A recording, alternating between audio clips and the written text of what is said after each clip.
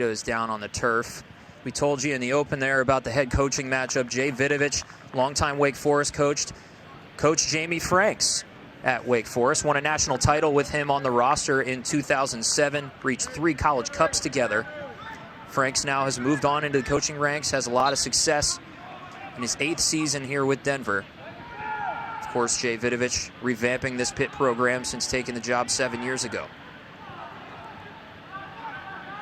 Almeida is back up on his feet and playing, so all is well there with a guy who spent first few seasons injury prone. I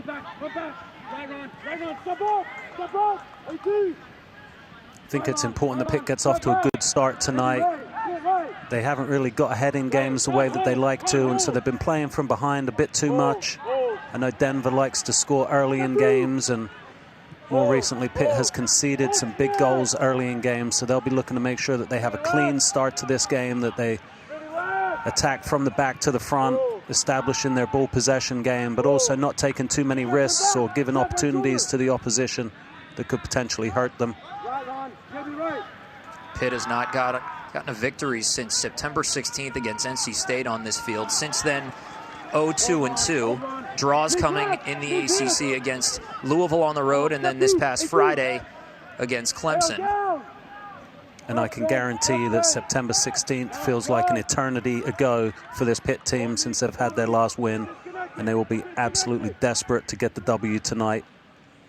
The ACC's just been a dogfight this year, David. Everybody kind of beating up on each other. As soon as you think there might be a favorite to take a division or the conference, they lose a game in a convincing way, and all of a sudden everything flips upside down. Pitt right now sitting with 7 points in the Coastal Division. That's good for a tie for 3rd. Here's Denver, their first decent chance of the evening. And I saw that Ian Smith was able to take it off the foot of Enrique Galena to give Denver possession and give them an opportunity to get the type of start they want. So those are the type of mistakes Pitt has to cut out. That was lined in by Ronan Wynn. It was loose in the box before Galena got a foot on it and cleared it out. Denver trying to maintain a high line. It'll be interesting to watch these two teams play, David. Of course, Jamie Franks taking so much of what he does as a head coach from the guy on the other sideline in Jay Vidovich. And these teams play in a very similar way. Yeah, I think Coach Vidovich even alluded to the fact that Jamie Franks may know a few things about him and things he likes to do. So it's going to be interesting to see to what degree Franks is able to use that to his advantage tonight. A lot of Wake Forest influence. Obviously, you saw the numbers there, and Jamie Franks with the 2007 title under Jay Vidovich, but went and took an assistant job under Bobby Muse at Denver. That was Bobby Muse's first job as a head coach before Muse returned to Wake Forest. And of course, we know what Bobby Muse has done with Wake Forest in the years since he took that position. So the nice Jay Vidovich coaching tree having an influence across here to Denver. Coach Franks talking about his team's identity, playing fighting football, playing every play, making sure that they do it together. So you really look for that team being together, making sure that they're on the same page, fighting for each other, attacking together, defending it together. And we'll see how they're able to maintain their unit throughout the game. This ball straight through. Sam Bassett was looking. Couldn't connect. It was a bit of a menacing ball as well. Anytime something goes right across the face of your goal, that's a problem. It was Ronan Wynn from the right-hand side. Look at this, and not a lot of power on it, but it just goes right across the face of the goal. And that's another early warning sign from the Denver Pioneers that Pitt's not going to want to mess around with. Coach Vidovich talking about the fact that they've been a bit naive in some of their games and too open at times.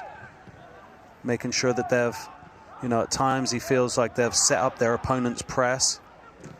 And he's looking to see that his team transition quicker and be cleaner, safer in possession and get tighter. So there'll be adjustments we're looking for from the Panthers today to change their run of form. Jacques Son in on this ball. That'll be a free kick for Denver. Jacques Son's hit a little bit of a rough spot in his season. 4 goals, second on the team as we take a look at the foul and the contest with Walty and Jacques Son in on the play. Got a piece of Aiden O'Toole there and conceded the foul. Pitt defending, that's Idal Shevcheti. starting at the left back position. Got the start there against Clemson as well. And he's earned a position on this squad. Chef Chetty's a nice story for these Pitt Panthers, a newcomer this year. Had some injuries a little bit during the middle of the season, but over 60 career collegiate starts. Was first team All-NEC a couple of seasons ago at Fairleigh Dickinson. And now he's installed himself at the left back position. I like David, when we were talking to Jay Vidovich, we asked him about that and how he's been evaluating Idal in that position. He said, you know what, when I talked to him about it, he said, as a midfielder, I should be able to play anywhere on the pitch. So he was open to the left back starting position. It's nice that he sees it that way too. Sometimes you've got to convince players. Chef Chetty in his last year of eligibility. Really did well in that Clemson game. You knew that they were targeting him, and he's withstood the pressure and really had a strong game coming out of that left back position. The throw in here from Wynn.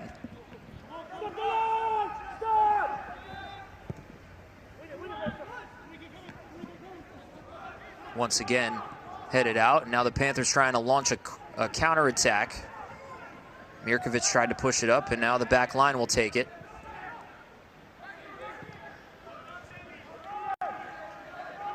Pitt will really be looking to establish their possession game here, move the ball around, spread the field out, establish good run of possession, and be able to find points of attack to try to get to Denver and get on the score sheet. Long ball seeks out Almeida there. Almeida still trying to find the back of the net this year. Tried to leave it off for it's Michael Sullivan in the center there, number 26, getting his third consecutive start. And now Denver, the counter of their own. Aiden O'Toole sending it up high. Stephon DeLeon. He had a goal in the matchup against Pitt in 2019 on this field. It's the first time these teams have played since then. About 3 years between games. Yeah, just one career meeting between these two teams. It was the Panthers that won in double overtime. So I think that presents an interesting way of looking at things, because overtime has been eliminated and we have seen more ties in college soccer, but those types of magic moments are gone from the regular season. And on that night, it was Edward Keyser that got the winner with about a minute and a half left. And if this game can live up to that one, and of course only 90 minutes, then we're in for a fun one. Well, I remember that game, and Denver definitely came to play. They possessed and owned the better of the opportunities, particularly in the first half. Pitt really had to dig in to get back into that game, and were somewhat fortunate to get the result and get the win that night. Denver had a lot of good chances. There's DeLeon and his goal in the 70th minute. And then Edward Keyser slammed the door in the second overtime, 108th minute. Just chips it in. Quality goal, 3-2 victory for the Panthers on that night. We remember him. Edward Keyser, plying his trade just down the road now with the Pittsburgh Riverhounds.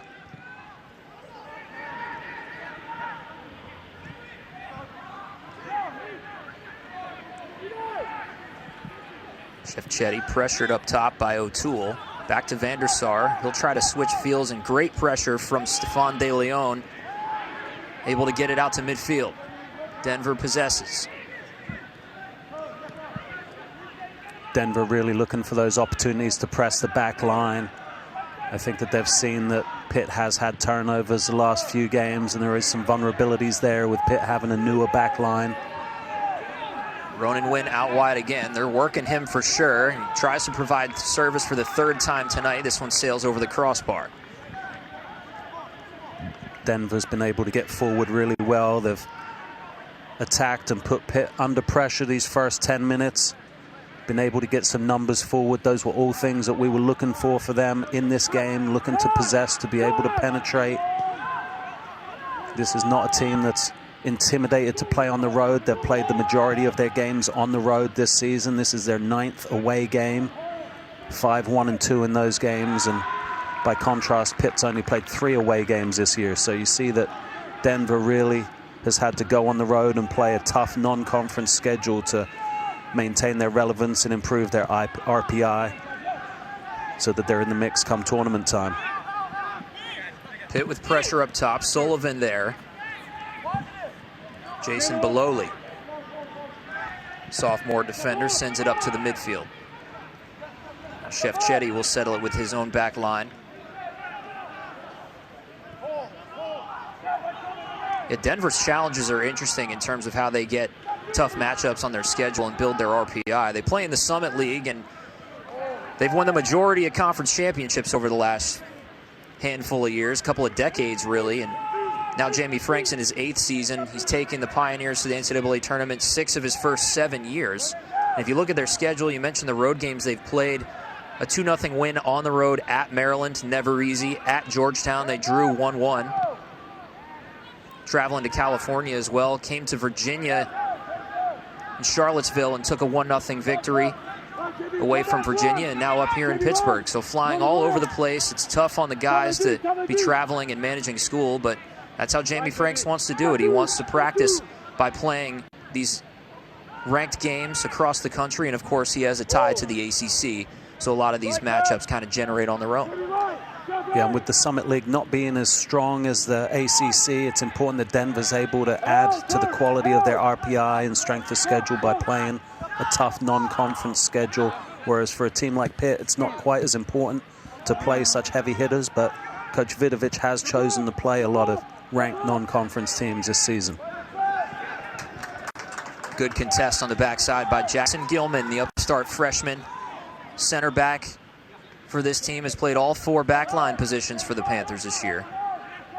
Yeah, Gilman's been really impressive. Great freshman campaign for him. And ever-present for a ranked team. That's really impressive. And the former captain of the Philadelphia Union 2nd team has been, as advertised, comfortable playing any position across that back line. And he kind of has a seniors type of veteran presence. He's quite the leader and definitely organizes that group back there and is a key component in helping keep this Pitt team in games. How do you like what Stephon DeLeon's been doing on the top side here? It seems like Pitt can't really settle into their game because he's flying all over the place in the attacking third. Incredibly active. Aiden O'Toole and Ian Smith have been up there very active as well, challenging Pitt, putting their back line on their heels. And so there's a distinct game plan. Denver came to attack, implement their will on the game, and take advantage of their opportunities. And so I think that this is where Pitt really has been hurt, is that they have given opportunities to teams and conceded, whether it be early or throughout the first half, and Pitt has been forced to play on their heels or from behind positions too many times this season, and they've lost some of that home field dominance that they established over the last 3 years. This ball into the box. It's loose for a moment, but now cleared out. Talk about the early goals. I mean, it's so important in college soccer, I think, to get the first goal, and you can change the way you play a game that way. Denver, it's been 7 games since they've allowed or scored a first half goal. Such a huge factor in any game, but I think it's really been out of character for Pitt this year how many times they have conceded the first goal. And so they'll be looking to get more into that routine where they are dictating the tempo, dictating play, and playing on the front foot, getting on the score sheet first and not being forced to play from behind the way they have been so many times this season. Pitt 4-0 when they score first. When the opponent does, they're 1-3-2. If you think about their success from a year ago with a deep tournament run, they were rarely ever scored on first, it seemed like, and they were so good at protecting leads. They've been playing from behind for the last handful. It just really changes the way you play the game, David, when you have to climb back into games. Yeah, and I think they've struggled with some of their injuries. They haven't had the consistent lineup out there that they've had over the past few years. They have had to introduce a number of new players to this roster, and some of that depth has really been tested. So it's been a big challenge, and I think they've been really put under the gun a bit more this season during the regular season than maybe in the last couple years. But ultimately, I know Coach Vidovich believes that will be good for them, and he's intentionally put some of these tests on their schedule to be able to get them where they need to be by the end of the season and come tournament time. But it's no guarantee they're going to make the tournament, so they really have to work for it. You see they've been struggling. The last 4 games has been really out of character for them. Tying games, playing from behind. And it's cost them. It's really took a toll on their record and on the outcomes of games. So I think it's critical that Pitt gets the first goal tonight. And some of these are late first half goals as well. You know, the Akron game, you think about some late first half. The Clemson one, you know, last 30 seconds of the first half. And that's just a backbreaker when you play even soccer for a half and then you give up one just before going to the locker room. It changes the complexion of everything. Yeah, they have conceded some goals late in halves as well. Clemson the other night scored from a set piece right before halftime, but Pitt was able to come out the second half and re-establish their impact on the game, get a goal, tie it up, and I really thought they had a great second half, but that game ended in a tie, and so it's just another opportunity where Pitt wasn't really able to get the result that they were looking for, even though that was an incredibly tough defending national champion Clemson team that was here the other night.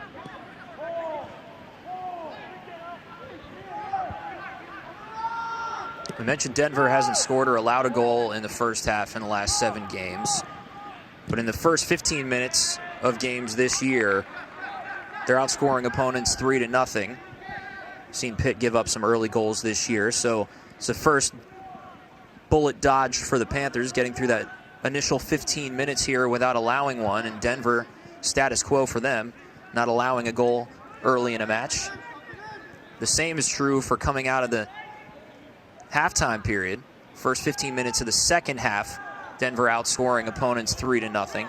And of course, it's been 370 consecutive minutes without conceding for the Pioneers coming into this one. And I think a lot of that's due to freshman goalkeeper Isaac Namey. He's been really good, 6 shutouts from 11 starts. And to make that kind of impact as a freshman is really impressive. Obviously, the back line playing in front of him as well, doing very well, strong. Trevor Wright back there has had a huge season so far. You see there Namey. I mean, that is just tremendous numbers. And to do it as a freshman is incredibly impressive. Jamie Franks has a veteran goalkeeper in Will DeSantis on his roster, who got the start in the 0-0 draw on Saturday, but it has been Isaac Namey who's come in as a true freshman, and they know him from the Colorado Rapids Academy. Jamie Franks has been thrilled with what he's brought to the table and his elite talent, as he called it. Here's a ball into the box. Namey on the back side of it. Almeida was on a run, but too far. Yeah, he spoke very highly of his goalkeeper. Elite skill set, mature. Talked about his quality playing for the Colorado Rapids second team, and seemed like there was quite a few guys on this Denver roster that had come up through various developmental academies, and they had a lot of nice experience. Coach Franks was really impressed with his depth and the youth of his team. Very excited about where they are right now. Pitt trying to possess in the attacking half. We haven't seen him be able to do that too much so far this game. It's Ian Smith colliding with Rosa. Pitt free kick coming.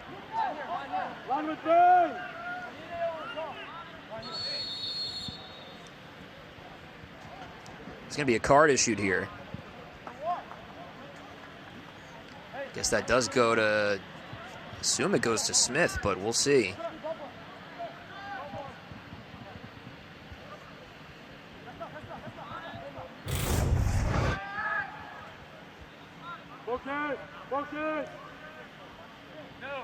And you see Sam Bassett there said something to Carmen Serbio on the way through. Just talking yourself into a yellow card. Yep. You know something about that. I mean, I think players just do it to drive their coaches nuts, but, you know. There's no way Coach Day got away with some words on the pitch. A couple of bench yellow cards handed your way. Maybe. There's a ball into the box for Pitt. Flicked on from Gilman. Comes out the back to Shevchetti. You pay your assistant coaches to take the yellow cards, by the way. You never asked me, but I would have been your get-back coach if you asked me. I had one then. That was Coach Popovich. There you go. Took a few yellows for me.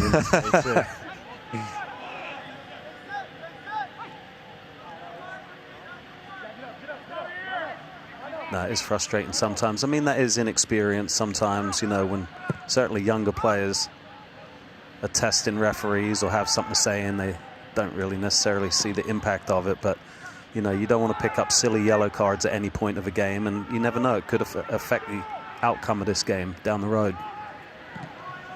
And now if you're Bassett, you kind of have to watch how you tackle and be calculated in your decision making. Sure, and you never want a referee to remember your number, so, you know, if he writes down your number early, that gives him a reason to remember you, and that's not necessarily a good thing. So ball up top, misses everybody. Looking for Ian Smith on a run.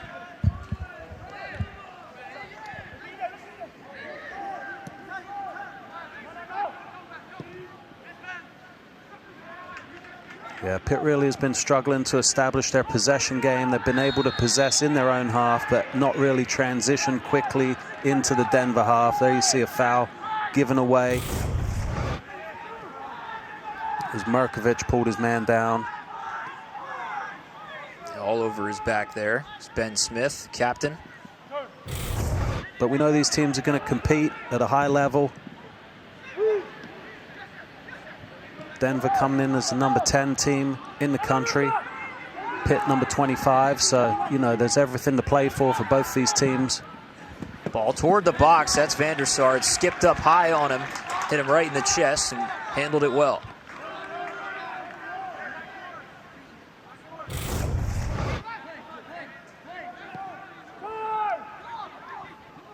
I think it was Bassett from range out there, getting the shot off, forcing a save from Van der Sar.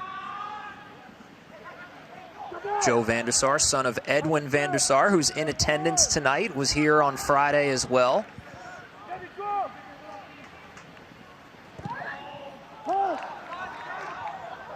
Good challenge there from Denver. Sullivan was charging forward. Yeah, it's pretty cool. There's a Champions League winner in the house tonight, here to watch his son, Joe. You know, I would like to talk to Edwin just to ask him what he thinks of the college game, what he thought of the Pitt-Clemson game the other night, what he's making of seeing American college soccer, because, you know, he's seen a lot of youth development over the years, and I'm sure that he's excited to see where the game is over here and all the talent on the field. And maybe he's scouting a few out. There's a ball taken by Shefchetti.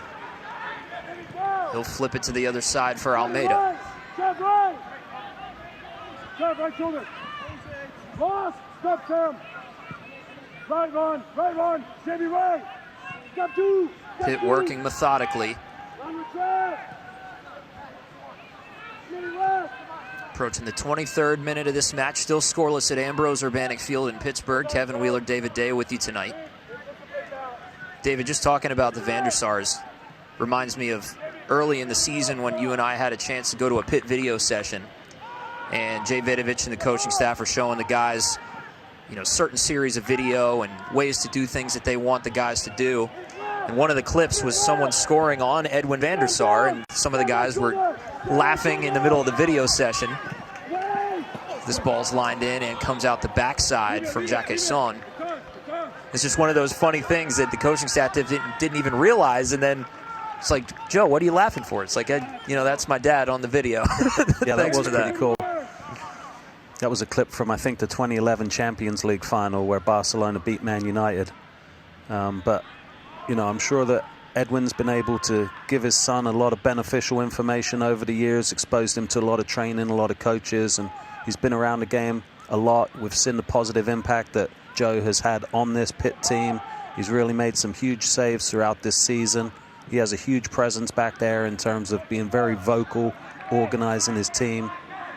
So I really think that's impressive. And the thing that Coach Vidovich said was that it's important that Joe's able to be Joe. And one of the great things about him being here is that he's not Edwin Van der Sar's son, but he's just his own man doing his own thing. And even though he does have the famous dad, he's doing things his own way.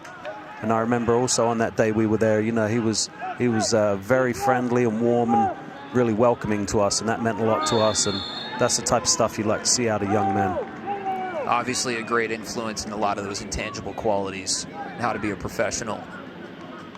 It's one of those guys that, you know, we've said it multiple times this year, and I know he struggled a little bit, and Pitt has defensively in recent games.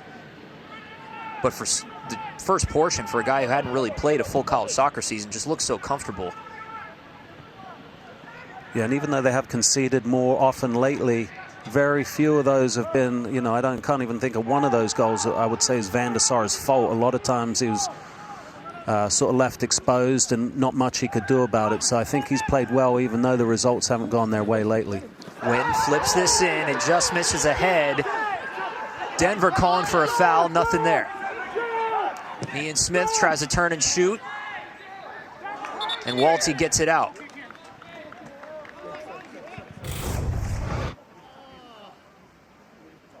So it's Wynn's able to get the ball across. There's a coming together right there. And he just kind of gets himself sandwiched. I think it is Bassett, and he sort of gets sandwiched between Almeida and the other defender. It's Meekum. Meekum, I'm sorry. But he did get sandwiched. Yes.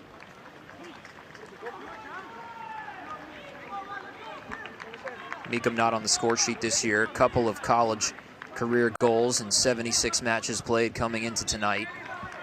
Ronan Smith seems to be the guy they want to work through, David. Up that right side. Had service into the box 3 or 4 times now. Ronan Wynn.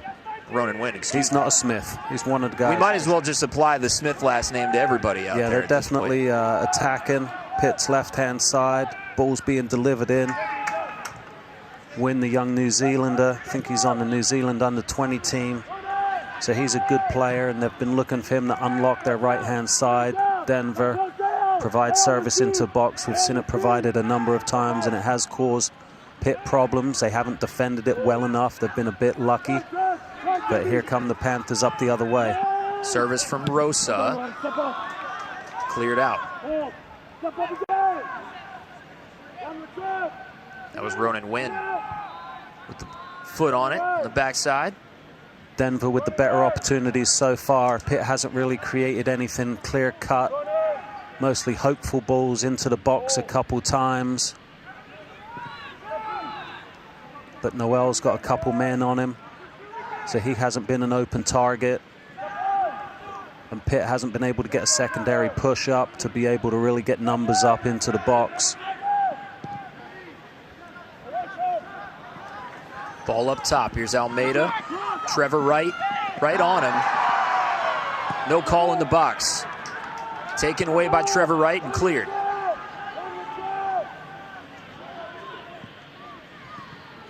Well, I actually thought that was a decent opportunity for Pitt just in terms of the build-up play. Galena was able to release Almeida into open space. And Almeida was dancing a bit with Trevor Wright, and Wright got the better of him.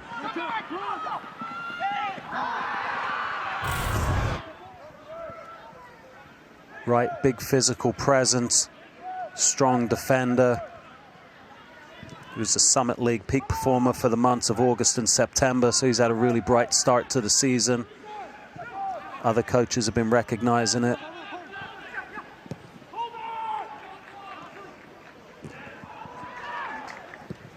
Toward the goal. Van der Sar dives and can't get there. It's Sam Bassett. Sam Bassett gives it a ride from 40 yards. Punishes Mirkovic for the turnover. Van der Sar can't get to it. And Sam Bassett's got his 5th goal of the year. Look at this. Simple possession out from the back, but Mirkovic turns it over under pressure to Bassett, who just lines it up and has a shot and finds the back of the net. Van der Sar was out of position, having just played it out from the other side of his box, couldn't get back in time. And those are the type of turnovers that we haven't seen this Pitt team make in years past.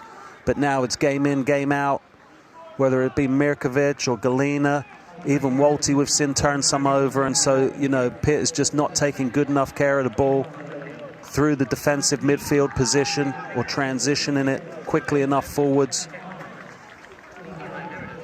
Get caught in possession and punished. 1-0 Denver. 5th goal of the year for Sam Bassett. First goal in 8 games. Had 4 goals in his first 5. Was scoreless for 8 games until tonight. A couple subs have come on. Ian Smith heads to the bench for David Biggers.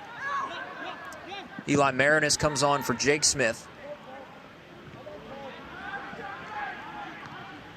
Now again, Pitt will have to play from behind. Jay Vidovich trying to answer here with bringing Feitosa on. Guilherme Feitosa, big impact player from a year ago as a freshman, has been battling injuries, number 7 in white. He's on the pitch now. Bertrand Jacquesson has headed to the bench. I think actually it was Almeida that went off and Jacquesson switched to the right-hand yes. side. They pulled the switch on me. So Jacquesson on the right side, Almeida to the bench. And I think that this is one of the reasons why Pitt has been so desperate to get Feitosa back, is that does allow Jacquesson to play his more comfortable right-hand side. And so hopefully Feitosa can make an impact. Hopefully Jacquesson now on the right-hand side can see a bit more of the ball.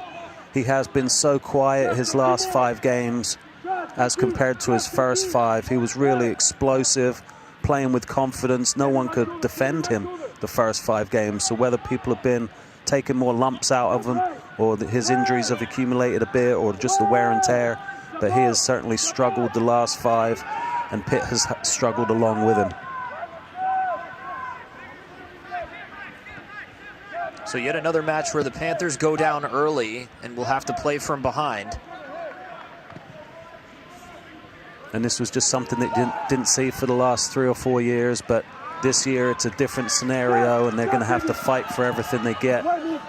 Mirkovic out wide, volleyed by Jacquesson, was trying to get fancy and send it to Sullivan for a header, but too much on it.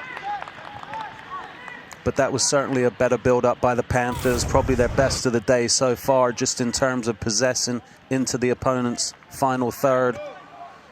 Jacquesson kind of just volleys it back over, hopefully looking for Sullivan, but wasn't able to connect. But you certainly look for more brightness from him on that right-hand side. And we'll see if he's able to make an impact of this game. Obviously, they need to find him with the ball, set him free into space. We haven't seen them be able to do that with Jacquesson as much. Pitt has yet to record a shot. 3 for Denver, 1 of them hit the back of the net.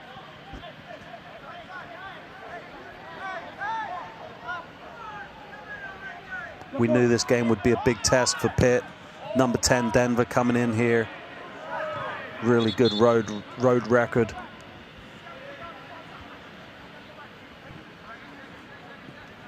And they've been logging some miles. I know they played in Minnesota on Saturday in conference play against St. Thomas. They were in Virginia last week for a midweek game, so they've definitely got earning some air miles.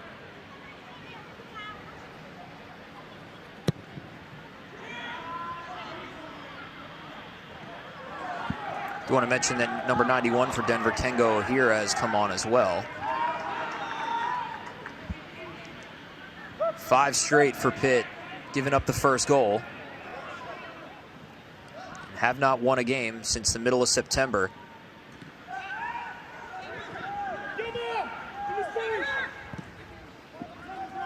The same old story continues for the Panthers. Denver loving what they've got on the scoreboard right now, trying to knock off another ACC team on the road. Took down Virginia a week ago. You see Denver really relying on their depth, changing some of those key players that are exerting a lot of energy in the press. De Leon had a great shift to start this game up top. Now he gets some relief. Here's a run for Jacquesson up the right side. It was fed by Rosa. Jacquesson looking in. That was stopped by Marinus. I think if you're Pitt, you want to keep finding Jacquesson, keep letting him run at the defenders, see what he can help you create. You got to start to create chaos in Denver's box, put them under pressure, find your way onto the score sheet. But also for Pitt, what's so important is making sure that you shore up the defensive lines, prevent any more turnovers, do not concede again, do not put yourself in a position where you have a mountain to climb in this game. So you have to be smart when to attack, how to build, and make sure that you don't leave yourself overexposed at the back in a way that can really punish you. Jamie Franks said that his formation on the defensive side of the ball would pack in tight, prevent the middle of the field. So much of Pitt's work comes from the right with service into the center. Step up. There's O'Hara. O'Hara very active since coming on.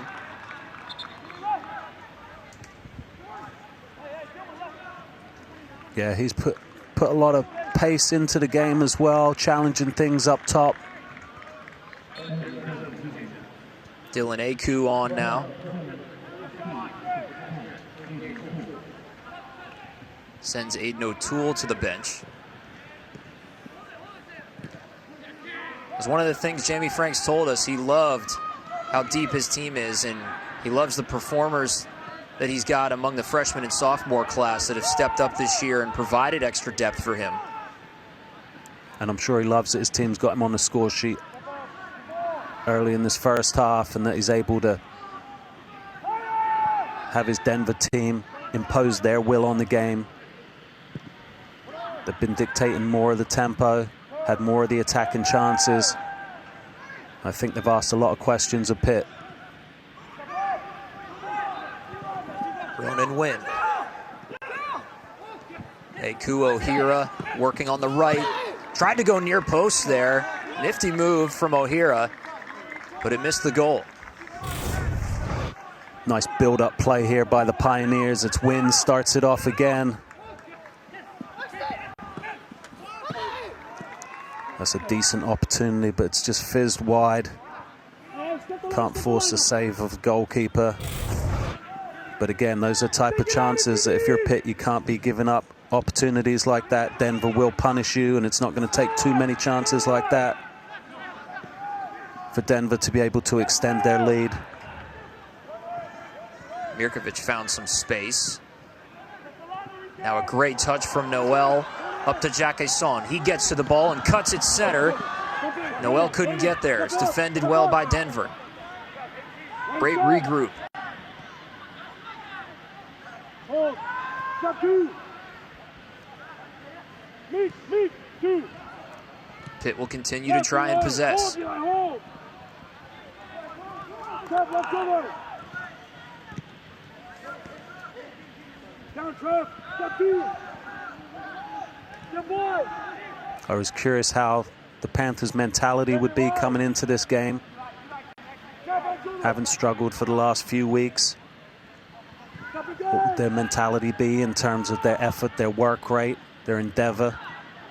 Would they be able to eliminate mistakes? Would they be able to build goal-scoring opportunities? We've seen flashes tonight.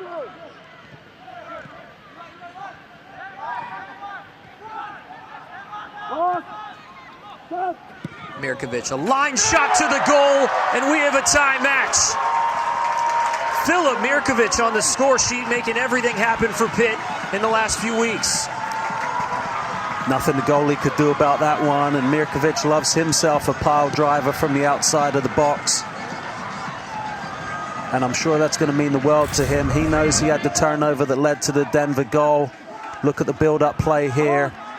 Rosa finds Noel, finds Mirkovic. He's able to just wind it up and have a rip. Right foot, has 3 yards of space. That's all he needs. He's able to find the far panel. Nice rip. Gets his team back on level terms. That's the mentality that you want to see from your team. Yes, he made a mistake that led to the other team's goal. He knows it. No one knows it more than him. So being able to get your team back on level terms, that's huge. And now we'll see if Pitt is able to build off that, take the next step, hold Denver off the board, out of the game. But they're back on level terms, and we'll see if they're able to add to it. Turnover here. Noel running it, trying to find Mirkovic again. He gets to it before it gets to the end line, but then it goes across for a goal kick.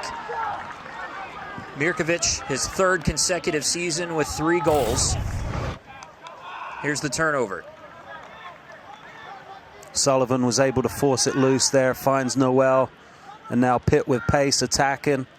Mirkovic can't quite bring it under control though, and the play falls down, but that's okay. That's the type of change of momentum that Pitt's looking for. We've seen it with a number of these Panther players. They have been almost individually able to turn the momentum of games We've seen Noel do it. We've seen Jackson Walty do it. We've seen Bertrand Jacquesson do it. And now we've seen Filip Mirkovic do it. It's almost like they will their teams back onto the score sheet. You know, we asked Jay Vidovich about Filip Mirkovic. He's been one of the steady forces for this team over the last couple of weeks. As we see, Denver here has given up their first goal since September 20th, just over 400 minutes. But Jay Vidovich just spoke to the growth of Filip Mirkovic, how he's become a leader on this team. When he was a freshman, didn't really know much about how to defend, but this year he's been kind of a catalyst in that area as well, and always viewed him as the guy who set the pace for the Panthers in the midfield. Yeah, such a strong player, dynamic, calm, and he's got a beautiful touch.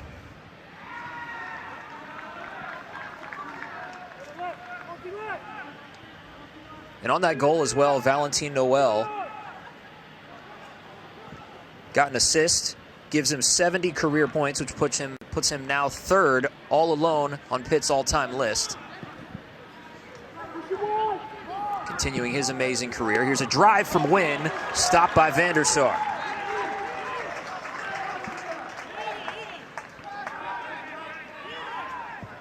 Wynn's had a good first half. He's provided chances into the box. There you see him taking a rip himself, asking questions and making himself a menace. Wynn last year, second team All-Summit League. Had a goal in the win at number 9 Maryland earlier this year.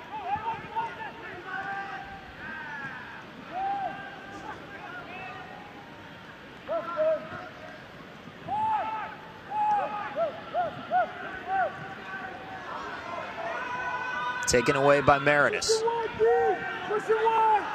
Here's Wynn once more. Sends it in. And that'll be a corner for the Pioneers. Deflected on the way out. We know Denver likes their set pieces, likes their restarts. First corner of the night for either side. Sam Bassett with a goal already will take it. You see Pitt's got their zone set up, defending out from the 6-yard box. To the center, it's loose for a moment. Now Marinus sends this far and away. Goal kick for Van der Sar coming.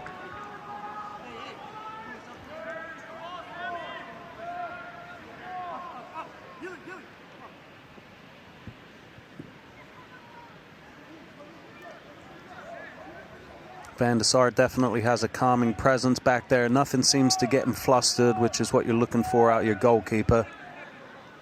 And I think the big thing is, even in these games where they've conceded, he's steadied the ship, kept their heads in it, and helped them get back on track. Jacquesson again is the target. The referee seeing a handball there and giving a free kick to Denver. Tied up at 1 here. Under Jamie Frank's Denver, their 8 seasons with him, 87-6 record when they score first. Scored first in 9 of 13 games now this year, including tonight.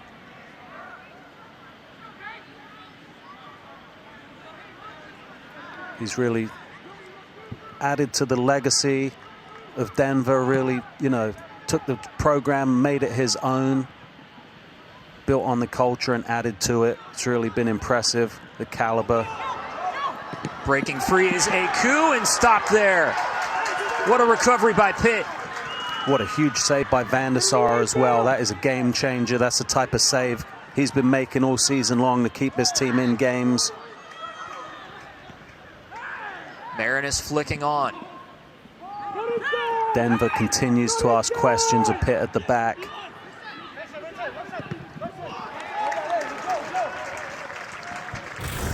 Crucial save here by Van der Sar. Pitt not able to clear it out. Van der Sar is able to get a knee on it. It's a good opportunity for Denver again, forcing the keeper to make a save. Dylan Aku, another one of those young freshmen that Jamie Franks likes so much. Had a lot of time with Portland Timbers too. I think that's the big thing I see is these young guys, they're not intimidated by the stage. They're not overwhelmed in any way. A lot of them have played meaningful minutes in developmental academy systems, and you can tell they're not shirking away from the pressure, the challenges, whatever it may be. They're up for it, pressing everything, challenging everything, and really seeing if they can force turnovers off this Pitt team and capitalize on them. They've done it once. They almost had a second opportunity there. Sullivan maintains possession off the ball from Noel. Now out wide here for Feitosa.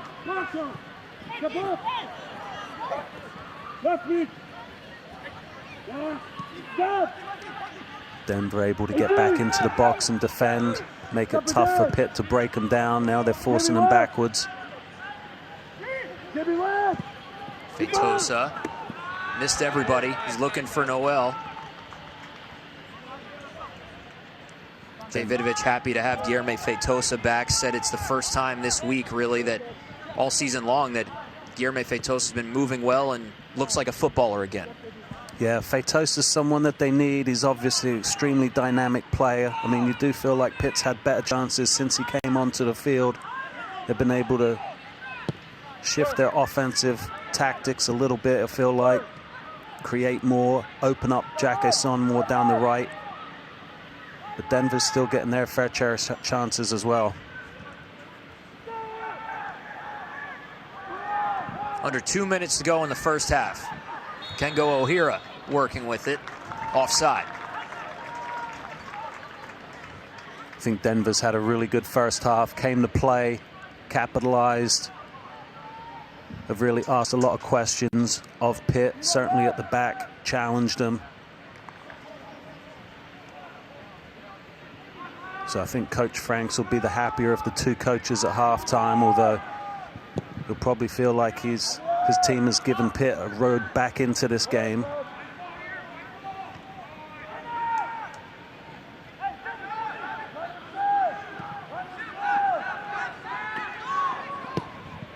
But they'll have to keep fighting and using their depth. I think their bench has given them some great minutes. Denver's had a really bright first half. Pitt trying to make something happen before the half. That was Noel looking for Feitosa. Didn't quite have the run timed up, and I think that's something you're going to see with the return of Feitosa, is the timing's not quite there because he hasn't had as many minutes on the practice field as you would have liked. And so some of these Panthers will have to find their chemistry on the field in the game right now rather than trying to get it queued up in practice and taking it into the game. For Feitosa, just getting back to health and just trying to make an impact for this Pitt team by getting on the field. Great ball up top here. And a foul committed from behind by Meekum. Lobbying for the shoulder budge or barge, depending on how you see it. Referee saw it as a barge. That concludes the first half at Ambrose Urbanic. Guys I played with, a lot of my close friends, and they're all just strong men and strong-willed and are doing great things in their communities, and that's what we valued as members of the Wake Forest community. So the Jay Vidovich influence stretches on to Bobby Muse and then down to Jamie Franks and, of course, across the college soccer landscape.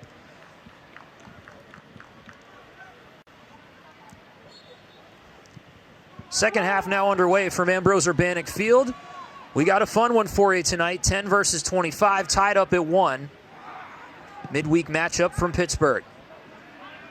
And they all seem to be fun ones. I mean, no shortage of action. We've had goals. Stefan De Leon with a quick try here. He was looking for Ian Smith. And immediately Denver comes out. They've got the ball and they're attacking Pitt after 25 seconds of this second half. So you can see the intent and the will is there for Denver to keep pushing, keep challenging Pitt. There you see just a dink over the top. to try to break through, and before you know it, the activity of Denver is causing Pitt fits back there. And I think that was one of the stories of the first half, was just the opportunities that Denver was able to create, the pressure that they put on the back line, and their ability to be able to create scoring chances of their own. I mean, they could have had more goals. They had a few more quality opportunities. Van der Sar in particular had one really big save on a breakaway. And Pitt's going to have to be more careful with the ball this second half. Aku still on there, number 12 in maroon for Denver. Didn't start the match, but starts the second half.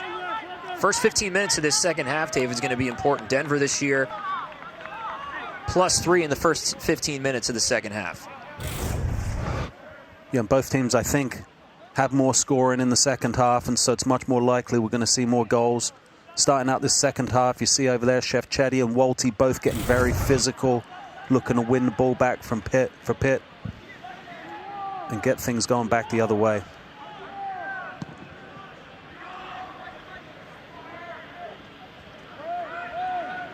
I want to touch back on something you were talking about coming into the second half, and that was Coach Franks talking about the habits and the character that it takes to have a winning program. And he also referenced John Wooden quotes where they talk about, you know, John Wooden, there's a great TED talk where he talks about such fine people to be around, and they all end up doing different things with their lives.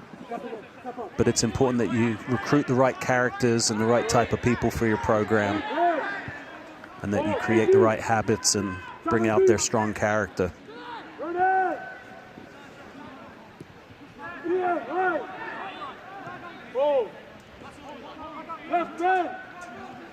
Coach Franks also talking about how difficult it was to play for Coach Vidovic and how high his demand was, that the expectations sometimes were unrealistic. But he has that type of experience managing the performance environment, getting the best out of people and creating those winning mentality. And I think that's one of the things that's kind of taken us aback these last few games about Pitt struggling, is that Coach Vidovic has done such a great job instilling a winning mentality that a couple times we've seen Pitt lose, and it's almost like they don't even know what to do with themselves because they haven't been in this position very much. But, you know, teams have really been challenging them, and their depth and experience has really been challenged this year. And Coach Vidovic is excited to see how they've responded, and he's been excited about the fact that they have responded so well to going down so many times, despite the fact he's not happy about the fact that they have gone down in the first place. It's great pressure once again from De Leon, who's just been all over the place in his minutes tonight. I'm curious to see if Denver wears down at all as this game progresses. Obviously, both these teams played at the weekend, but Denver played on Saturday and Pitt played on Friday. Not sure if that will make a difference or not. There's Aiden O'Toole on a run, and Van der Sar coming way off his line. Another great play from the goalkeeper. And the second time this half now we've seen Denver just kind of put one over the top to chase after. And it looks like that may be something that they're looking to tap into throughout the second half. Maybe they've seen something that they want to attack, whether it be the centre backs or gaps in that back line. It's Lucas Rosa looking center. Valentin Noel. Miscommunication there with Michael Sullivan. I really did love the story that Jamie Franks told us about Jay Vidovic. I asked him, you know, what kind of is a moment that still makes you laugh about Jay, and just a memory that you have. And he said that there was a time where they were training early in the morning on a game day. And this turned out to be back when Jamie Franks was a volunteer on the Wake Forest staff. And Jay Vidovic takes a long liner into the box kind of right off his face and immediately starts bleeding from his nose, and didn't take a minute before he brings everybody into the circle and didn't lose that intensity. And it was almost a way that Jamie Franks said, it was a way for Jay to show us that it doesn't matter what happens, you just keep moving, you keep that intensity. And it was just a great teaching moment. And he's like, I still laugh at it because it was just, you think about him kind of just gushing blood and addressing the team, and his intensity is still the same, and it had to hurt so bad, but he wouldn't let the team see that. And that just illustrates Jay and his intensity so well. Yeah, I can see that response from Coach Vidovic. He's low-key tough. Yeah. got some grit to him. You wouldn't know it in some of his conversations, you know, that we've had with him, that he could put that out. But then you see him in action, it's like he's a different guy when he steps on the pitch, and that's so often the case with so many of these coaches that we talk to. We love our conversations with them, and then they turn into different men as soon as they get between the lines. Yeah, I mean, that's the beauty of the job, is trying to get the best out of your roster, trying to overcome the challenges as they present themselves. There was a turnover for Pitt there. Now this is Ronan Wynn on the backside. Initial ball in by Meekum. And a free kick for Pitt there.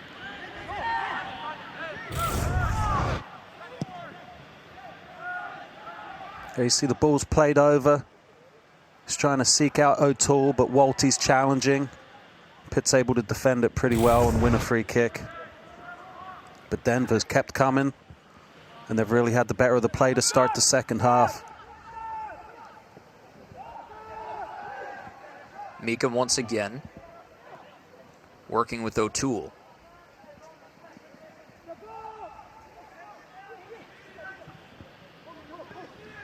Aiden O'Toole was first team All-Summit League a year ago. This diving header in on the backside was no good. It was Aku coming flying in there. Tough fight from Noel, tied up with Ben Smith.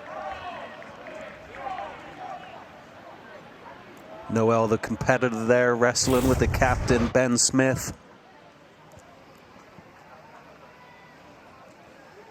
You see another opportunity created by Denver. Here's a tussle between Noel and Ben Smith. Yep, that's definitely a foul. Smith wants him carded. The referee does not give a yellow card for that. Didn't realize how close Stefan De Leon came to heading that ball in, too, just a couple inches above. This hits the back of the official. Now Ian Smith with a liner. And there's Van der Sar.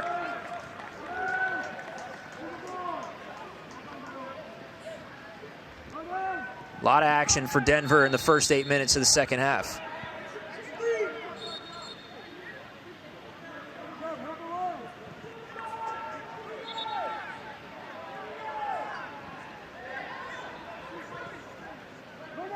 Pitt really needs to establish their possession, move the ball into attack in third, and create some opportunities for themselves. I feel like they've been too passive.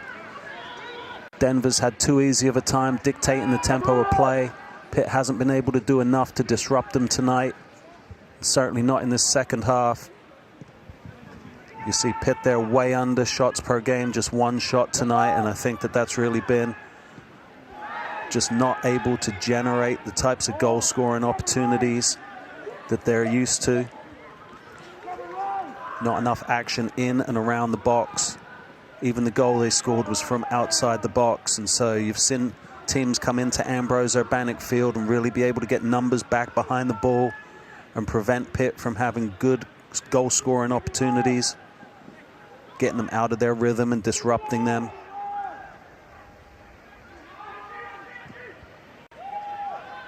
Pitt has been so good on this field in the last number of years. Virginia was the first team to beat them in the regular season in 3 years. That happened just a couple weeks ago. That's what the story's been over the last 3 weeks here, David. Pitt just searching for answers, trying to find offense. Where can they get it from? And outside of Mirkovic and Noel, they haven't really had anybody jump out and do anything very special. Yeah, and I think that's the result of a couple different things. Certainly their attacking players being more banged up as the season's progressed, and I think at times the youth or inexperience or lack of togetherness of the back line has been exposed as well, and so they've really been struggling at times to find answers, to turn their possession into goal-scoring opportunities, and they're going to continue working at that. Obviously getting players like Feitosa back and developing their depth is going to help. Here's the first corner for Pitt. They go short to Jacquesson. Now Walty chipping it in. And it was headed out briefly before Walty comes over. Tries to keep it in the attacking zone. Walty again providing the service. Jacquesson going one-on-one now Denver wins that battle. Jacqueson's trying to play it across, but there's 3 or 4 Denver players in the way of that pass, and it's just cut out too easily. Denver doing a great job of getting back and defending, getting behind the ball.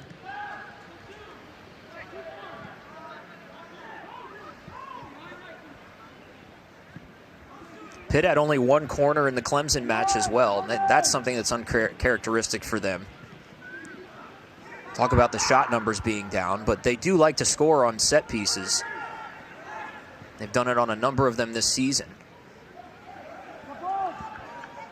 Ben Smith on a run cut off by Henrique Galena.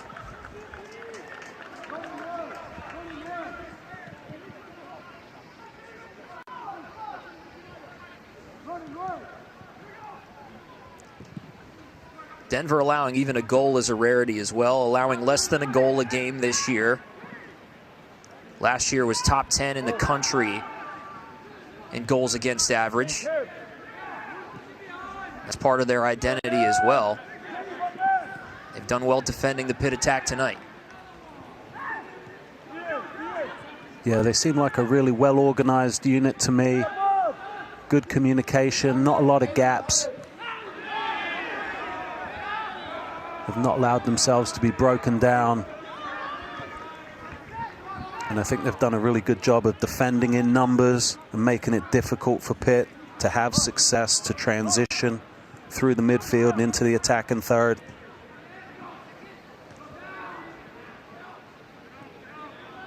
Just such an impressive team that plays in the Summit League, and you think about the competition they're up against day to day in their own conference. Kansas City, Omaha, Oral Roberts, St. Thomas, Southern Indiana. Good attempt here from Denver. Run by Aiden O'Toole. Hit the post. Meekham's able to charge up, pick out his cross, finds O'Toole off the post right there. Well, that angle fooled me for sure. It was a little bit awkward off O'Toole's foot, but he did well to get connected to it. And he almost found a way in. O'Toole with a goal on the year, 4 assists. Leads the team in that department.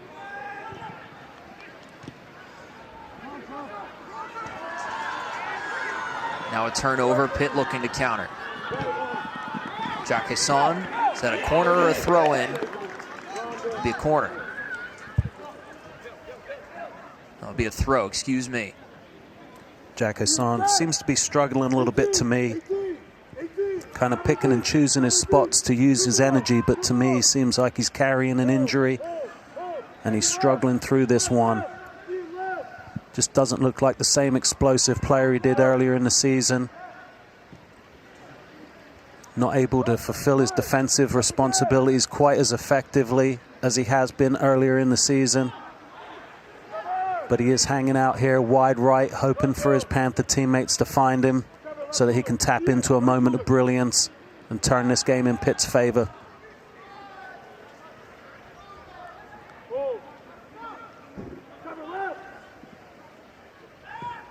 Pitt probing now, certainly possessing in Denver's half. First time the whole second half we've seen this so far. Pitt having a period of possession. So much of that comes in the midfield here, around the midfield stripe.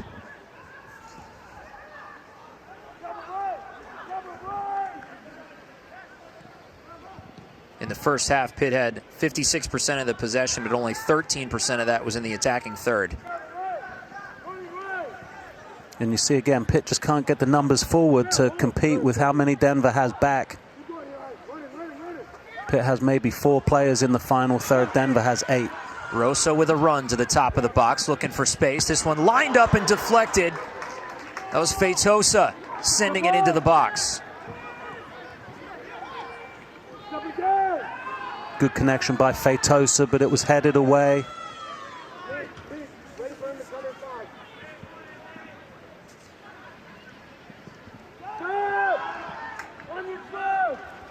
That was Pitt's second shot of the match. And still a bit hopeful, you know, shooting from range, not really able to penetrate the penalty area. Looking for Sullivan there was Noel. Pitt's been missing with that final ball all night long, not really able to connect. It's really a half a chance, just Feitosa taking a rip, but it's headed away. Had some nice zip on it though. It's a nice job by Meekum of stopping that with a head.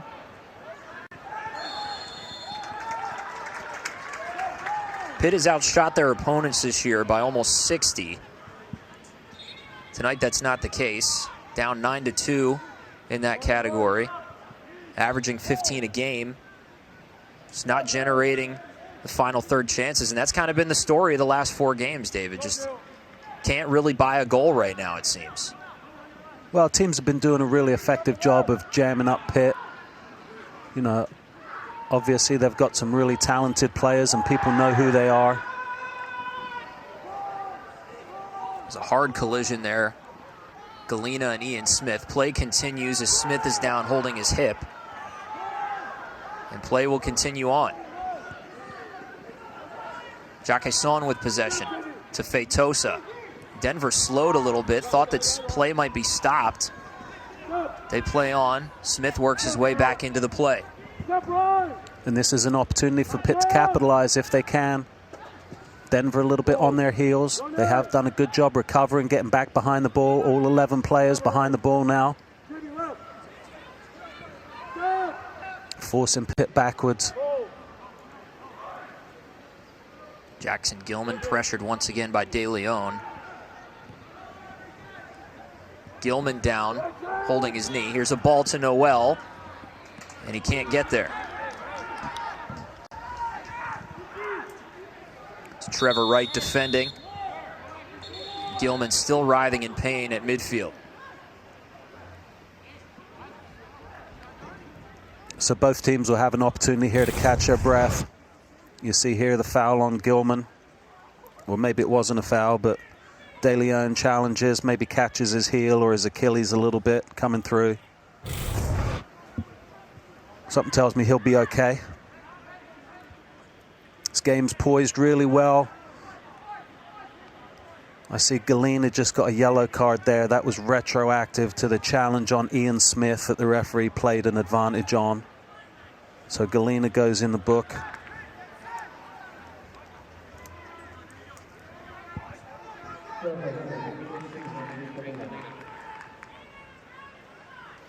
De Leon's been really good today, getting after it, challenging everything, causing problems for Pitt at the back. Him and O'Hara have both been very good in that spot, in that pressure spot. The top of the Denver formation.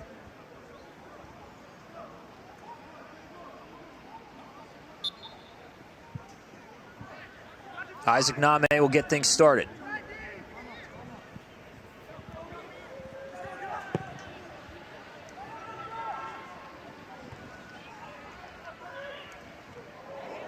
Hard collision there, Feitosa and Mirkovic. A little bit of friendly fire. Mirkovic went down hard. Went up against his teammate.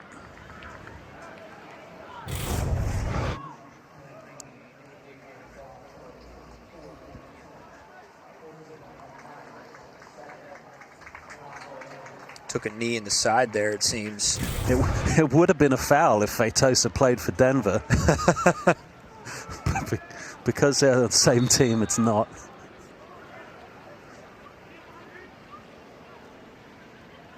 Stephon De Leon exits. So does Ian Smith. AJ Francois and Griffin Meyer on now.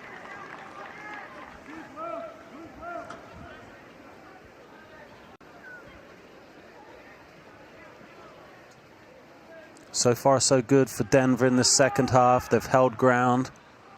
They've been defending well and looking for their opportunities on the counter through the press when they have them.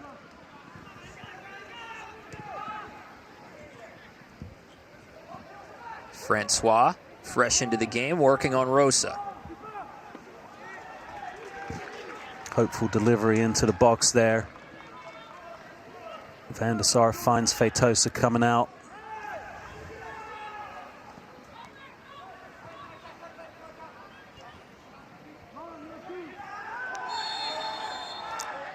Jacquesson took a whack there. I have noticed up the right-hand side, Lucas Rosa hasn't been getting nearly as high as he was earlier in the season. Denver unbeaten in their last 4. Pitt hasn't had a win since September 16th. Definitely two teams in different positions, moving in opposite directions right now. For Denver, they'll be looking to keep their momentum going. For Pitt, they have to find a way to change the momentum. Obviously, tonight's not a must-win game, but it's an opportunity to get a win. I know this team's been learning about themselves a lot. Their coach has been learning a lot, but the results matter. They're going to be desperate to get back in the win column. So here's the first time we're seeing some reserves come on for Jay Vidovich and the Panthers. Sullivan will go to the bench. Noah Hall, an upstart freshman, will come on for Feitosa. And Luis Samkow has entered the match as well. So Samkow will slot at the top of that formation. Noel behind him. Noah Hall and Jacquesson flanking them. I like that move. I like the opportunity to see Luis Samkow in the number 9 position. I think he gives you some different looks. Strong and powerful, can challenge the centre-backs in a different way. I almost also like what it does in terms of allowing Valentin Noel to drop back and play attacking centre midfield. I feel like they have struggled to connect with Noel in the 9 position, so by bringing him back a bit, you maybe help him come back and find the ball some more, increase his involvement, utilize his talents to be able to change the momentum and create goal-scoring opportunities. There's a card on Denver. Ben Smith picking it up off the foul there on Samkow. And Samkow's been dealing with a myriad of injuries over the last few weeks, trying to get himself back to form. Rolled his ankle in the Louisville match after coming back from a sports hernia. Missed the previous 3 games, so he's just now trying to get himself back into the lineup, a guy that started the year as one of the expected starters for this team. Yeah, and it can really negatively impact your season if you pick up an injury. The season's so short, you can lose, weeks, miss numerous games, and so it can really hurt you.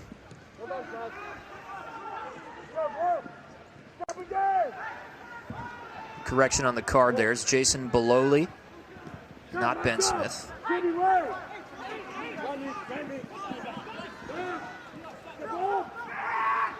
Mirkovic with a goal tonight. This one flicked on and just wide left.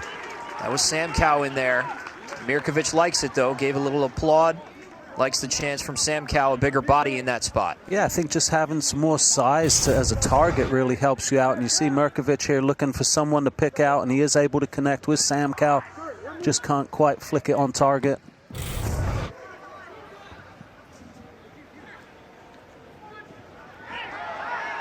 Walty forces the turnover. They play on after Marinus got in there and took him down. Now Noah Hall out wide. Walty's so good at just sneaking up behind those counterattacks and taking possession back. Here's Noel, a little bit of space. Line into the box over the top of Noah Hall's head, now cleared out the back. Pitt having a little bit more possession the last 5 minutes, asking a few more questions since they've made the changes. Samkow immediately making an impact just in terms of being a presence, putting himself around the park a little bit.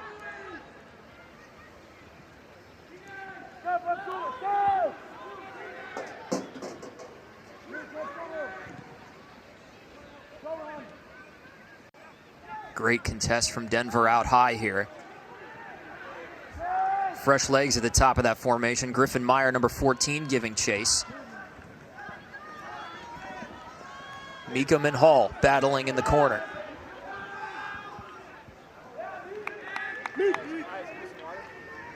Goal kick for Denver. Hall was looking for a way through there, couldn't get around Meekum. Paul's been decent this year. He's had some opportunities. Scored a big goal against Akron. Marinus to the bench. Jake Smith back.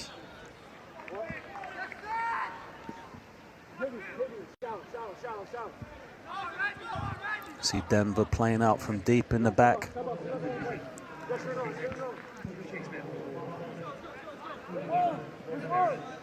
Sam Cow and Noel at the top. Everybody retreats to the midfield.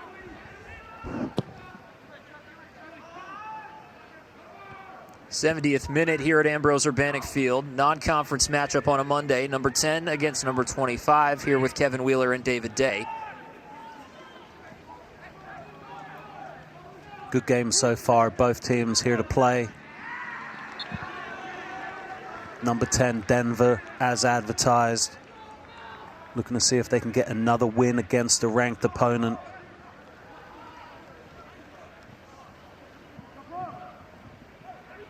Pitt seeing if they can hold them off, defend their home turf. Such a tough schedule for both teams, frankly, but for Denver, they've created a tough schedule for themselves with 8 non-conference teams from last year's RPI Top 100 and a 4-2-2 record against those teams.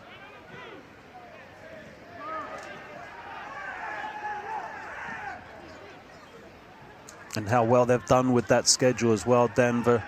Playing top teams, challenging themselves. Continuing to be a national power. In the national conversation every single year, of course, Jamie Franks took Denver to the first College Cup in program history back in 2016. Made the the tournament in 6 out of the 7 years that he's been there. Expect to be back again. Here's Lucas Rosa. Line to the box there, and it clears.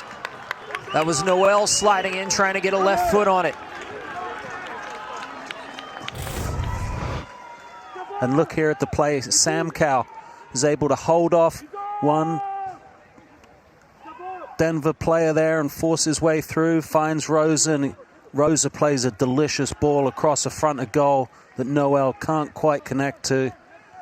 But I really liked how Sam Cow was able to start that off by holding off his players and finding the service. And that was a type of build-up, David, that looks like Pitt soccer, and when they've had the most success, you know, a quick out to the right side to either a Jacasson or a Rosa, and then service into the center. And since they've dropped Noel back into that formation, they've looked much better offensively. Yeah. Merkovich here earning himself a yellow card. Heavy challenge on Ronan Wynn there. But yeah, to your point about Pitt, they're much more effective when they attack quickly, effectively, obviously with pace and speed. They have some incredibly talented players, but they're not quite firing on all cylinders just yet. Came out the gates really hot this season, playing with a lot of confidence, but they've also had a target on their back, and teams have put a lot of work and effort into figuring out ways to break them down and beat them.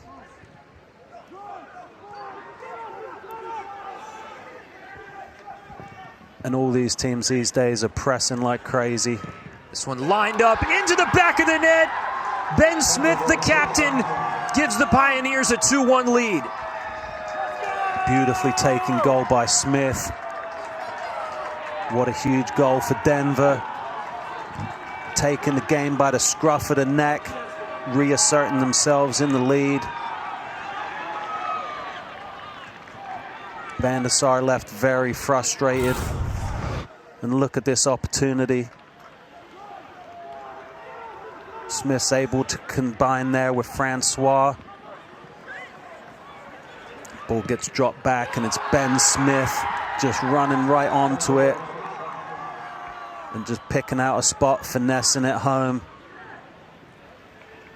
Great goal by the captain. Great finish for Denver, and they're going to sit with a 2-1 lead. Just 17 minutes left in this game.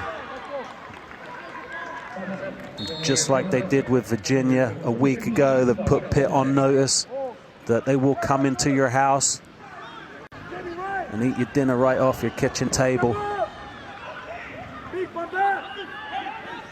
Second goal of the year for Smith. You can just tell, too, two of the underrated substitutions, I think, David, since they came on. We talking about Sam Cowell, what he's done for Pitt, but Griffin Meyer and A.J. Francois came on at the same time, and it seems like their quality in the attack has been extremely active as well. Yeah, Meyer with a tremendous drop back to set up Smith. That ball was across the end line. It'll be a goal kick for Isaac Nami.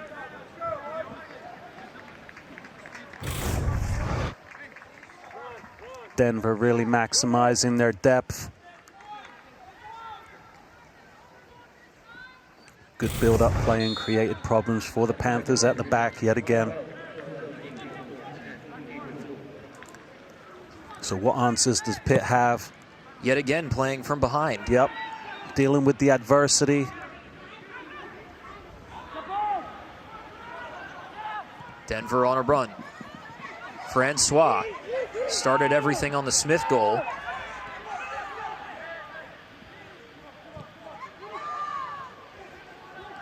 Now again, Pitt cannot panic, cannot give up a third, has to stay within striking distance. Noel's going to get himself a card here for a late foul on Ben Smith. That's frustration boiling over for Valentin Noel there. And Ben Smith will take that all day long. Just scored a goal to put your team up. Getting the other team's best players frustrated. That's exactly what you want to do as a captain. And Denver will be more than happy to play that game with Pitt.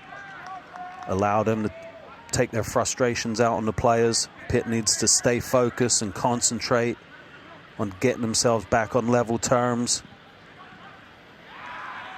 Entered the half tied at 1 tonight. That's been the story over the last 4. This team has not won a match since September 16th on this field against NC State. A couple of draws and a couple of losses.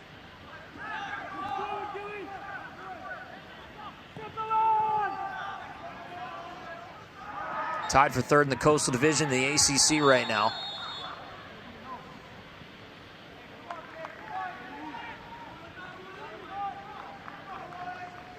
Another free kick for Denver.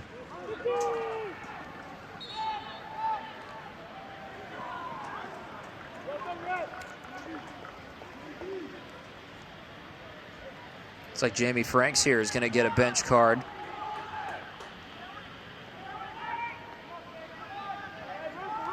See, that's the card he needs his brother to take for him. Brad Franks over there. That's pretty cool. He's got his brother on his coaching staff. Ball into the box, cleaned up by Van der Sar. He's going to want to counter quickly. Little indecisive there from Joe. It sinks Pitt deep into their own half. And you see Denver, there's no tired legs there. They are pursuing everything and just putting Pitt under maximum pressure at the back. Pitt struggling to get out of their own half. And you see the smiles on the faces of the Denver bench. That tells you everything you need to know about this game tonight. Denver doing exactly what they want to do. Pitt struggling to impose their will on the game. Another card handed out for the play on Sam Cowell. And so this is potentially a problem for both teams, as you have a referee that's throwing out cards like candy right now. I'm not necessarily sure that was a card. And this can be dangerous because both these teams have conference games this weekend, and you don't want to get yourself in bad situations in non-conference games where you end up regretting it further down the line. And even for Pitt, maybe you're going to take a loss tonight, but it's going to be even worse if you have guys suspended for Saturday or Friday. Noah Hall looking for Jacquesson back post. Couldn't find him. Same old story once again. Merkovich gets it started, finds Noah Hall. Look at the Denver numbers back. It's going to be tough to break through there, looking for Jacquesson at the far post, but he just can't get the ball to him.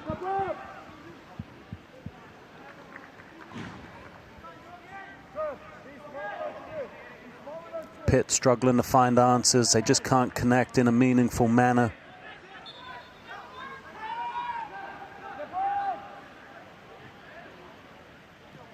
Pitt with the draw against Clemson on Friday, and I think the general feeling was that Pitt was the better team, at least for a large portion of the second half of that match. And if you didn't see the end of that game, it's worth going back and watching. But Pitt had a free kick opportunity about 20 yards out, just above the box, center of the pitch, and for whatever reason, the game was blown dead. With 30 seconds left, they had a free kick, but I think the players all thought the ref had stopped the clock, but the referee had not stopped the clock, and then he went to talk to the coaches about it and just said the game was over. So that was a pretty bizarre ending to that game.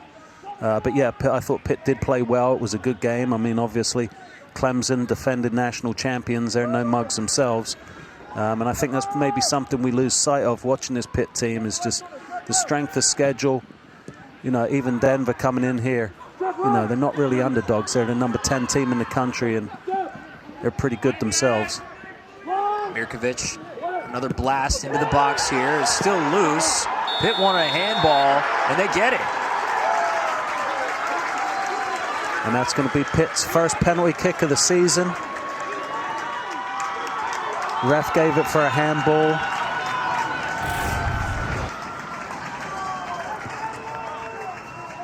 Not there. Ben Smith defends it, and I think right there you see. Looked like it touched his hand on the way back. Maybe below his arms.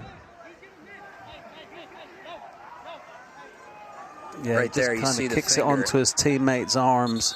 Yeah, it's really tough break, but. And now a card issued to Isaac Nami.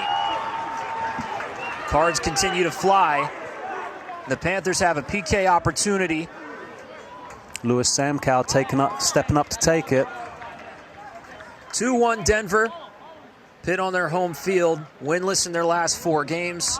Trying to knot this thing up at 2. Let's go, let's go. Under 13 minutes to play at Ambrose Urbanic Field. Luis Samkow scores the goal and equalizes this match. 2-2. Luis Samkow, the second half sub, comes in. His impact's been felt. We have an even match. Really well taken penalty kick. Ice in his veins. Look at this, just soft touch, sends the keeper the wrong way. A lot of these guys now, they're paying attention to the cues, and that's a huge goal. Samkow enjoying it. Big goal for that young man. Pressure moment. So maybe unfortunately for Denver, but Pitt has found their opportunity to get back on level terms, and now we'll see if either of these teams has a winner in them. Second career goal for Luis Samkow. Been battling injuries, but has had an impact on this game tonight. Really stepped up under pressure too. That's a big kick to take in this game. No-looked Isaac Nami into diving the wrong way. I didn't see the Pitt players fighting over the ball, so Samkow certainly has the right to take the penalty at this point in time. Sometimes people are wrestling for it. Sometimes you've got a designated penalty taker. But you want players that are confident to step up and take the kick. Samkow obliged. Now with an even match, Ian Smith, second leading scorer on the Denver squad, is back onto the pitch. So we'll see if the momentum shifts in favor of the Panthers. Denver has had it for most of this game. They have been relentless with their pressure, with their press, forcing turnovers. Quick throw in there for Pitt. Rosa has trouble with it briefly, but now gets it to Hall.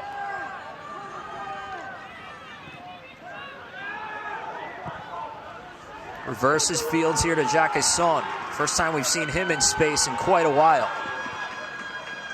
Centering it up, looking for Noel. The French connection at work. Noel Nobody there at the feet of Nami.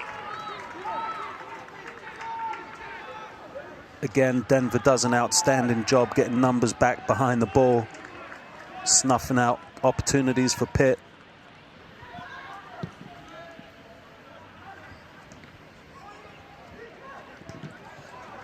Rosa keeps it in.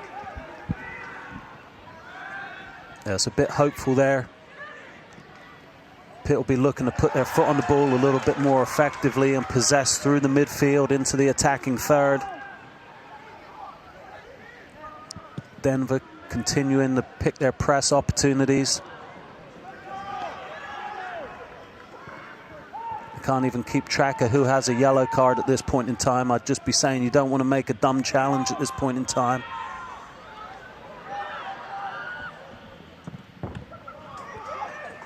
Throw in for Denver.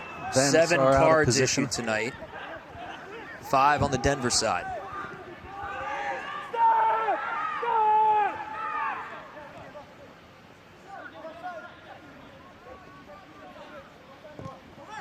Toward the goal, there's Van der Sar. Sam Bassett was looking for number 2 tonight. And a quick restart from Pitt. Mirkovic trying to launch Jacquesson up the left side. Working on Ben Smith. Loses possession briefly, and Smith wins the ball. Good work by Smith there. Handcuffing the young Frenchman.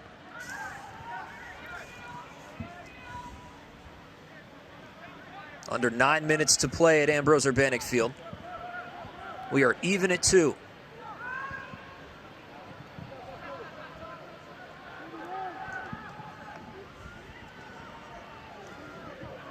I just don't see Pitt creating the opportunity to score a goal. There's so many Denver shirts back there. It's like there's 2 defenders for every 1 white shirt. And I'm not sure if Pitt has enough dynamic movement to outpace them or work their way by them. Obviously, you're looking to create and exploit odd man situations. And right now, the odd man situations favor Denver in that part of the field.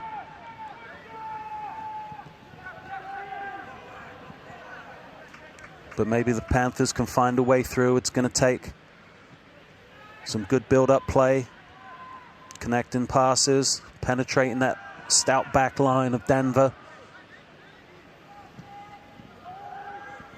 Ball in, looking for Rosa. Rosa pushing way up now from the right back position. It's Noel coming up behind Ben Smith, trying to take it away, but here comes Denver. Ian Smith. Great ball on the opposite side. Van der Sar with a great stop off his line. Stops Dylan Aku's run.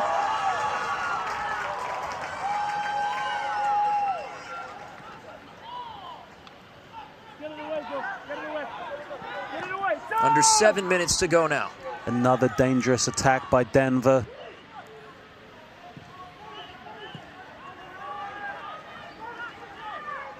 Enrique Galena. Rosa up the right side, center of the pitch for Noel. Valentin Noel, former Mac Herman finalist. 5 goals on the year.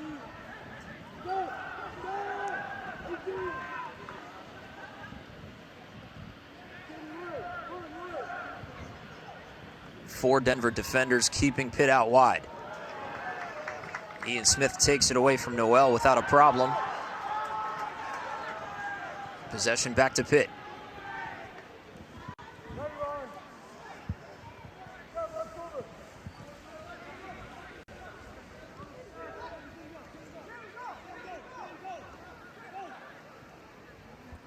We'll see if Pitt has the ability to create a play, build up enough to create a goal-scoring opportunity.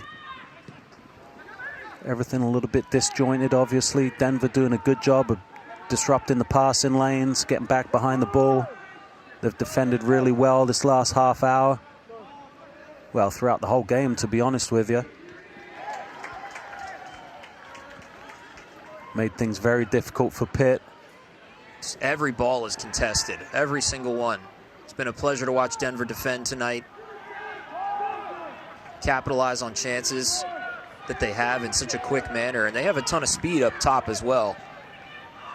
I think that's given the Pitt back line some fits tonight.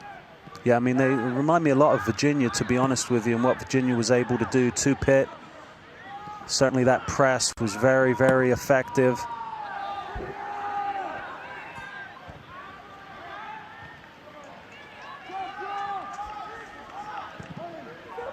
Rosa tried to get it out wide, but didn't have enough leg behind that. Pitt to throw in. Under 5 to go. Pitt hasn't really been able to put their stamp on this game they'd want to.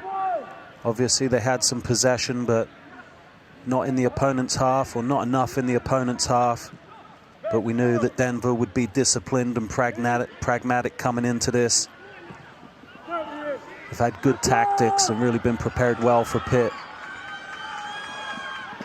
Noah Hall working on the bigger Ian Smith. Smith falls down. Now Feitosa.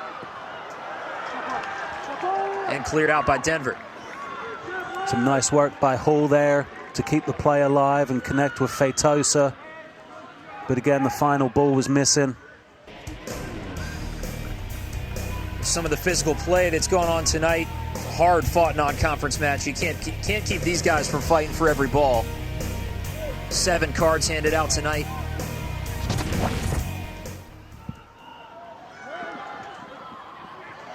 Sam Cowell, the 18-yard box, ends up in the arms of Nami.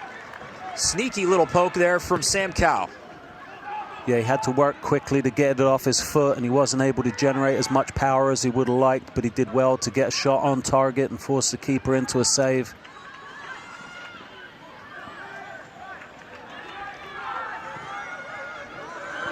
Jacque Son with space.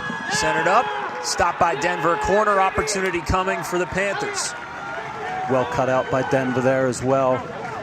Jacque Son had a head of steam and looked like he was going straight up the field. Sam Cowell charging into the box. Clock ticks under 3 minutes to go. Mirkovic with service into the box. Denver gets ahead on it. That was Bololi.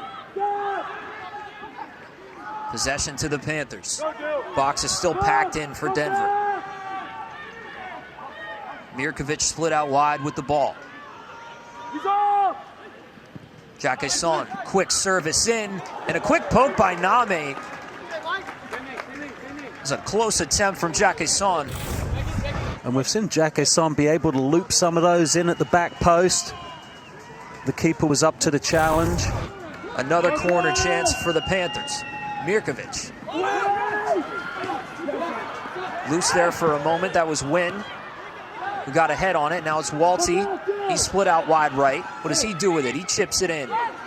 Turning, shooting there was Noel. Solid opportunity created there by the Panthers. Noel wasn't quite able to get it home. Does a good job of fighting off his defender there. It just goes off the side of the post. What a chance created by Valentin Noel, team's leading scorer.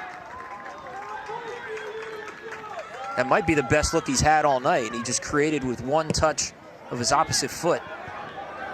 Yeah, Pitt struggled to get numbers up and connect passes. Certainly they've missed the final ball in and around the box.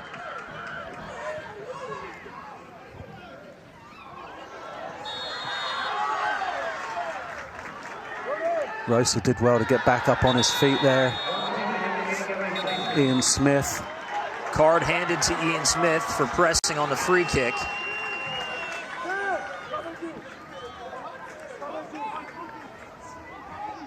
The clock is stopped. They're going to give Rosa a free kick from that spot.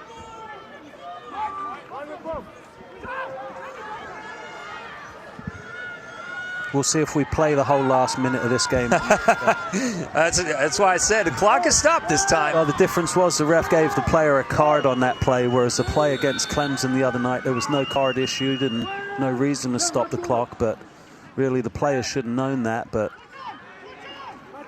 the ref kind of pointed at his watch, and the players thought that was him signaling to stop the clock, I believe. But that was the other day, and we're still here talking about today, where, who knows, someone could still find a winner here. Wasn't a great throw by Jack Gasson. It went over the head of Noel, and Pitt lost possession briefly. Gave up about 30 yards. Now here's Rosa, and a bad pass looking for Noel. Battle for the ball. That was Bassett winning it. Galena chips it forward. Volleying back and forth. We're under 10 seconds to play here. Launching forward is Gilman. He gets there first. He gets it to Vandersar. And this game has ended in a draw. Everybody gassed. See, David, just look around the park. All 22 guys, hands on their knees, it seems like. And the Panthers have gone their 4th straight home game without a win. They had won 25 of the previous 26 games on this field, going back to 2019, Virginia being the win in the regular season. What a hard-fought match. Yeah, I really thought it was an excellent college soccer game. And I mean, obviously, both teams gave everything. Denver came in with a really solid game.